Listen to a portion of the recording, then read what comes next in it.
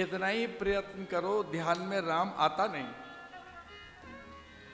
कितने ही प्रयत्न करें यजन भजन में, ध्यान में, यम नियम आसन प्राणायाम प्रत्याहार धारणा सिद्ध होने पर ध्यान में बार बार बुलाएं, आता कहाँ है परमात्मा? वही परमात्मा जो किसी के ध्यान में कितनी कठिनाई के बाद आता है, वही ईश्वर मायावी मृग के पीछे भाग रहा है। वो माया के कहने पर रावण ने कहा था दूर दूर बहुत दूर ले जाना। एक योजना बनाई थी रावण ने, कुटिया सोनी होगी, मैं सीता का हरण करूंगा। कभी पास कभी दूर, कभी धूल कण बन जाता, कभी फूल कली, और कभी बादल का एक टुकड़ा सा बनकर वो ठगता हुआ प्रभु को दूर ले गया। और उसने विचार किया कि जब मरना ही है तो मारीच बनकर मरूंगा, मायावी मृग बनकर नहीं।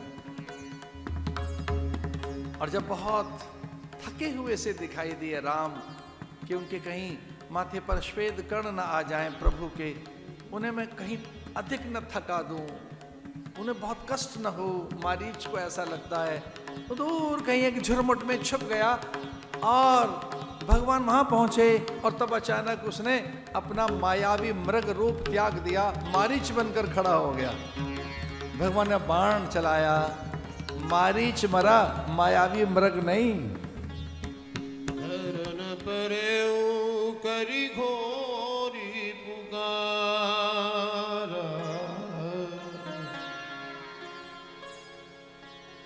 धरती पर गिर पड़ा और वो मायावी मृग तो खो गया। वो तो माया थी, मृग तो था ही नहीं, कोई हिरन तो था नहीं सोने का, वो तो मायावी रूप था, वो कहीं खो गया। वो तो उसने ऐसे मंत्र बल से, योग बल से एक रूप बनाया था जो कपट था, छल था। वो कोई एक मंत्र विद्या से उसने अपना ऐसा रूप बनाया था, वो तो कहीं अदृश्य हो गया। मारीच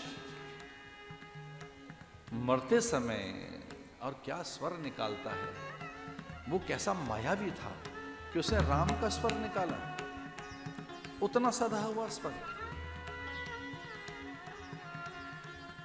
एक करुण स्वर, एक वेदना का स्वर, एक ऐसा स्वर आर्त स्वर कि जिसमें वो घायल है, दुखी है और प्राण संकट में है कि अब जीवन ही मिट जाएगा।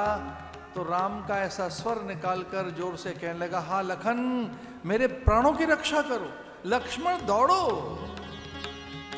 मेरे प्राण संकट में, और बस कुछ पल में ही तो मेरा जीवन ऐसे संकट में घिर जाएगा, मुझे बचाओ इस माया से। वो स्वर मरते मरते मारीच ने, वो क्या सधा हुआ स्वर रहा होगा, वो कैसे माया रही होगी कि लखन और सीता उस स्वर को पहचान नहीं सके।